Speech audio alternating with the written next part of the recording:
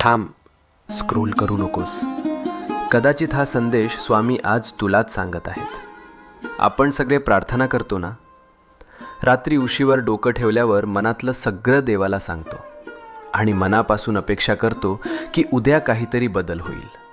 पण जेव्हा काहीच होत नाही तेव्हा मनात प्रश्न येतो, स्वामी ऐकतात का खरंच? ऐक, स्वामी नेहमी उत्तर देतात. फक्त उत्तराची वेळ आणि भाषा आपल्याला लगेच कळत नाही. जेव्हा काही आपल्या भल्यासाठी असतं तेव्हा स्वामी हो म्हणतात. जेव्हा ते आपल्याला दुखवणार असतं तेव्हा स्वामी नाही म्हणतात. आणि जेव्हा आपल्याला अजून थोडं मजबूत व्हायचं असतं तेव्हा स्वामी शांतपणे म्हणतात, थांब, योग्य वेळी देतो. म्हणून हार मानू नको. तुझ्या प्रार्थनेचं उत्तर येतंय.